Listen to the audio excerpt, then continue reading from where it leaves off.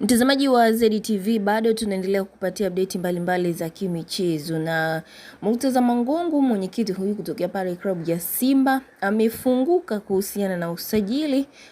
Kwa nini ndani ya klabu yao ya Simba kupo kimya sana, na licha wachezaji, baadhi ya wachezaji kutolewa kwa mkopo, lakini wao hawakuposti wala kusema chochote kuhusiana na wachezaji hao. Lakini pia mchezaji tunamwona Baraka Mwanengo akicheza katika Kombe la Mapinduzi Cup na hawakumtambulisha klabu ya Simba kwamba ndio mchezaji ambaye amesajiliwa ndani ya klabu hiyo. Lakini yote yamefunguka na kuhusiana na usajili wa Okello ambaye alikuwa katika mipango yao ya klabu hiyo ya Simba kumsajili.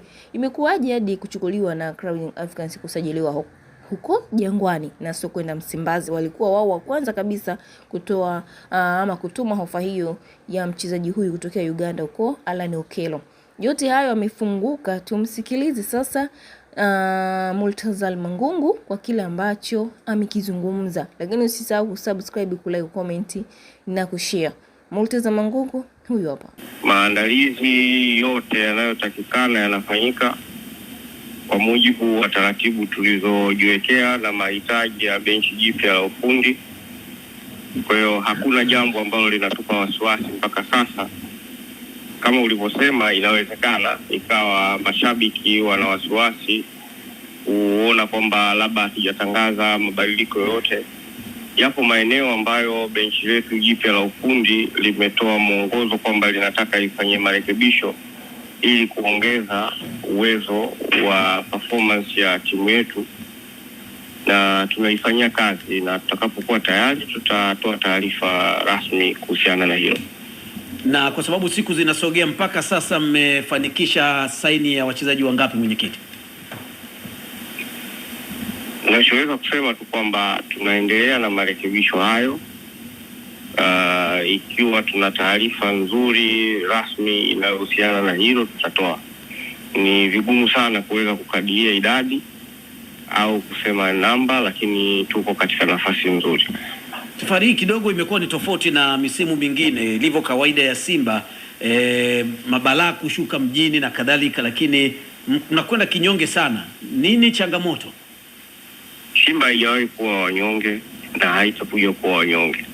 Lakini kikubwa ambacho kimejitokeza sasa, tunaona kwamba kuna jitihada kubwa za propaganda ambazo zinatengenezwa na watu wengine, na sisi tunaona kwamba tukianza na sisi kuelezea itakuwa tunaingia kwenye mkumbo huo wa kutumia propaganda zaidi.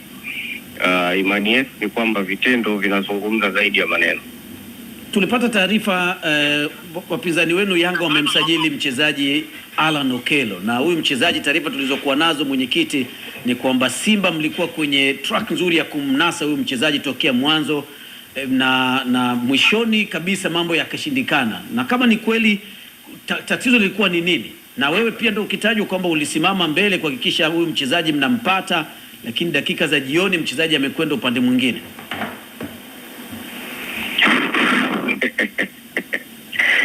Hayo mambo yalifanyika wakati wa mwanzo wa msimu, na tulipoona kwamba kwa wakati ule alikuwa na mkataba zaidi ya mwaka, ikawa ni vigumu kuweza kuvunja mkataba ule.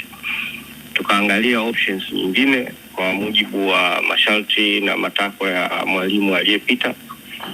Kwa hiyo tuliishia hapo. Sasa hayo mengine tena unayosema sioni kama yanabeba tena uzito. Sasa hivi tunachoangalia ni kuangalia yale maeneo ambayo yameainishwa na benchi la ufundi ili tuweze kuimarisha. Lakini mngerudi tena, kwa sababu mara ya kwanza mlienda na kukawa na huo ugumu, manake mkataba sasa ulikuwa unakwenda mwisho. Safari mngerudi kwa sababu nyinyi ndio mlianza. Shida ilikuwa ni nini, ama kuwepo tena kwenye mahitaji?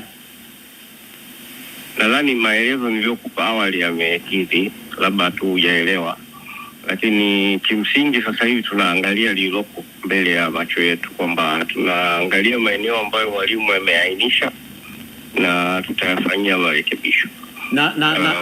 Kuna watu ambao huwa wanaangalia sisi tumemwangalia mchezaji gani kwa mahitaji yetu, na wao huwa wanakurupuka, wanaenda wanamchukua au wanaenda kuingia na wao wampate.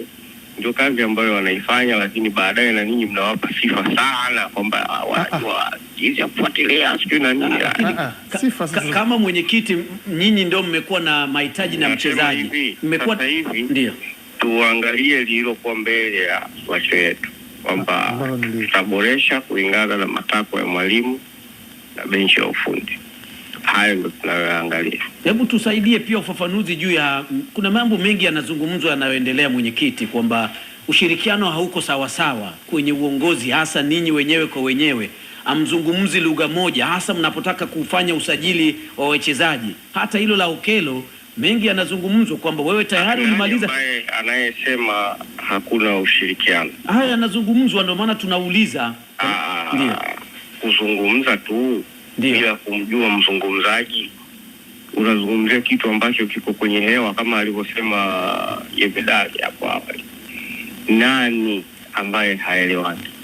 Ninyi wenyewe kwa wenyewe, kwamba unaposema ninyi, ngoja nikwambie. Ndio mimi naomba tusibebe hizi negative propaganda. Ndio, umeelewa? Simba ina uongozi wake ambao unasimamiwa na board, na board na composition yake, na hiyo board yenyewe inaundwa na watu. Sasa idadi ya watu ambao wanaunda hiyo board hawazidi 15. Ni vema anayesema hawaelewani hawataji na hao wasioelewana, fulani na fulani hawaelewani. Wanaotajwa mwenyekiti, ndio.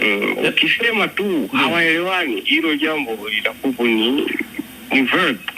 Sasa let's be realistic. Yes. Tuzungumze vitu ambavyo vina msingi.